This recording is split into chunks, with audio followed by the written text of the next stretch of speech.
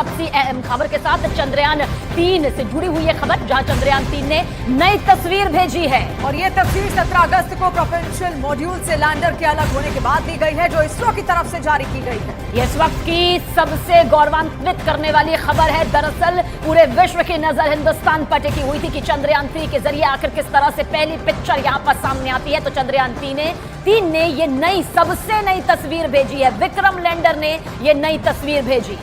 तो चांद के बेहद करीब पहुंच चुका है लैंडर और मात्र 4 दिन बाद वो चांद की सतह पर होगा और उसके बाद कई सारी ऐसी अनोखी तस्वीरें वहां से देखने को मिलेंगी। और चंद्रयान 3 कितना सफल होता जा रहा है, उसकी सफलतम यात्रा यहां से निकलती जा रही है। तो आज का दिन चंद्रयान 3 के लिए बेहद अहम होने वाला है। और 23 अगस्त को कामयाबी की शुरुआत आज शाम को यहां पर होने वाली है, जो कि एक प्रक्रिया से यहां शुरू हो जाएगी। तस्वीर आपके सामने रखेंगे जो कि ये बताएगा कि विक्रम लैंडर की 23 अगस्त को चांद पर जो लैंडिंग होने वाली है। उससे पहले देखिए जो नई तस्वीर यहां पर जो सामने आई है, उसके जरिए आज ये एक नया अध्याय स्पेस की दुनिया में, अंतरिक्ष की दुनिया में हिंदुस्तान ने दर्ज किया है। तो देखिए चांद की सतह की ये तस्वीरें विक्रम लैंडर के द्वारा भेजी गई हैं और इसी का इंतजार कर रहा था ना केवल इसरो, बल्कि जितने भी वैज्ञानिक हैं वो इनका इंतजार कर रहे थे। और उसकी स्पीड को आज इतना किया जाएगा ताकि वो धीरे धीरे सतह पर लैंड हो सके। बिल्कुल सही शिवानी, क्योंकि जिस स्पीड का जिक्र मेरी सहयोगी शिवानी कर रही है, दरअसल वो सॉफ्ट लैंडिंग। देखिए सॉफ्ट लैंडिंग इसलिए जरूरी हो जाती है क्योंकि चांद का जो ये सतह है, दक्षिणी ध्रुव जिसे चुना गया है, वहां टेक्टोनिक प्लेट्स बहुत ज्यादा सक्रिय है, भूकंप वहां पर आते रहते हैं। इसलिए जब इसे उतारा जाएगा चांद की जमीन पर सतह पर, तो इस बात का ध्यान रखा जाएगा कि 3 मीटर प्रति सेकंड इसकी रफ्तार हो, ताकि किसी भी तरह से ये हार्ड लैंडिंग ना होने पाए।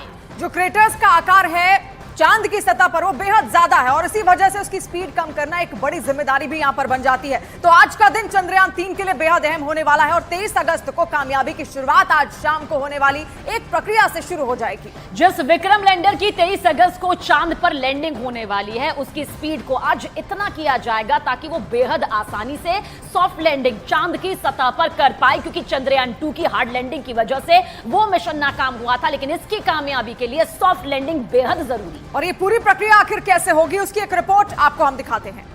1 0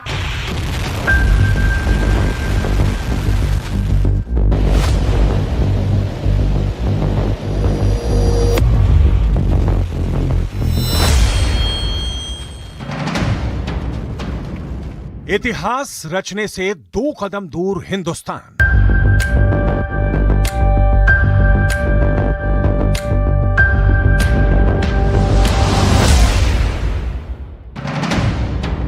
चांद पर लैंडिंग का काउंटडाउन। धरती से चांद के सफर पर निकले चंद्रयान 3 के लिए आज का दिन बेहद अहम होने वाला है। चंद्रयान 3 के प्रोपल्शन मॉड्यूल से विक्रम लैंडर गुरुवार को अलग हो गया और अब उसे चांद के लिए आखिरी के 100 किलोमीटर का सफर अकेले ही तय करना है। इस आखिरी के 100 किलोमीटर के सफर में विक्रम लैंडर में कौन कौन से बड़े बदलाव होने वाले हैं और इस बदलाव से जुड़ा हर एक कदम कैसे चंद्रयान 3 को चांद के करीब और करीब लेकर जाएगा, अब जरा वो समझ लीजिए।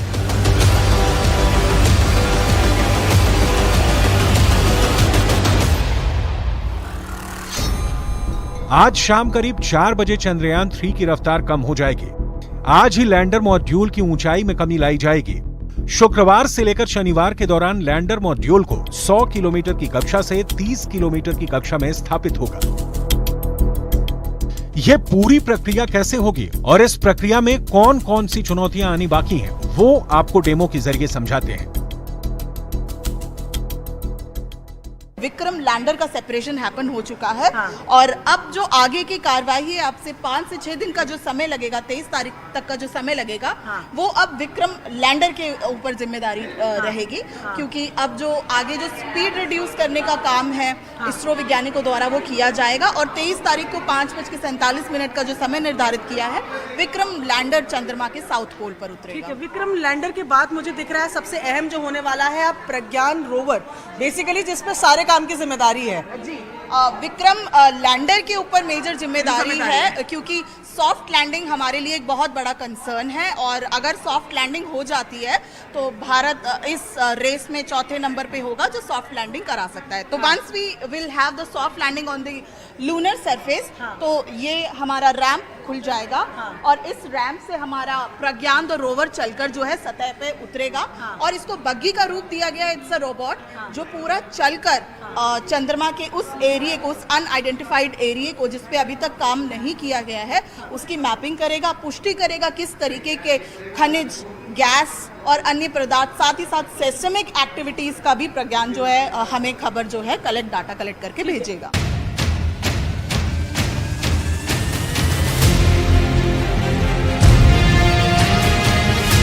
23 अगस्त को चांद की सतह पर लैंड होकर चंद्रयान 3 एक नया इतिहास लिखने वाला है।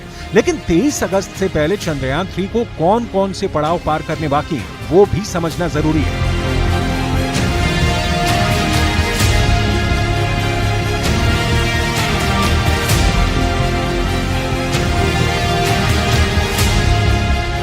बीस अगस्त को लैंडर मॉड्यूल कक्षा छोड़कर चंद्रमा की सतह की ओर बढ़ेगा।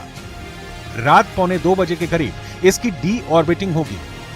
इसके बाद लैंडर चंद्रमा के गुरुत्वाकर्षण प्रभाव में आ जाएगा। 21 और 22 अगस्त को मॉड्यूल की गति को कम करने की प्रक्रिया शुरू होगी। मॉड्यूल की दिशा को चंद्रमा के लंबवत करने की प्रक्रिया भी इसी दौरान शुरू की जाएगी।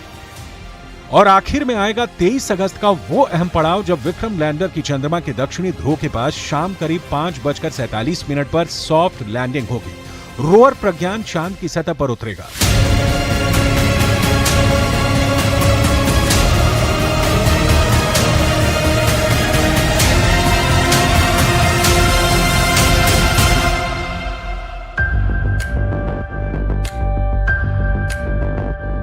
तेईस अगस्त को जब चंद्रयान 3 चांद की सतह पर लैंड करेगी,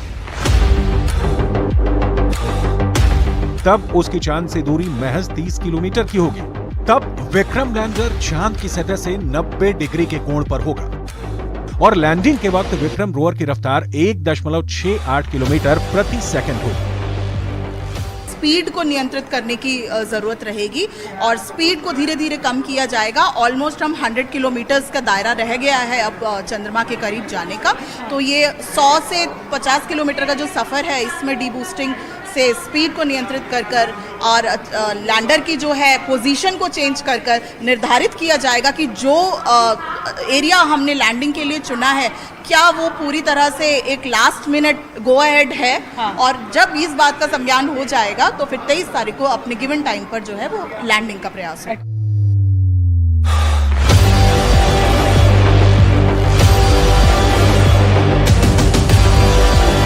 अब तक चंद्रयान 3 ठीक वैसे ही अपने सफर के एक एक पड़ाव को सफलतापूर्वक पार कर रहा है, जैसा कि इसरो के वैज्ञानिकों ने तय किया था। और अब इंतजार उस घड़ी का है जब 23 अगस्त की शाम विक्रम लैंडर चांद पर उतरकर नया इतिहास रचेगा।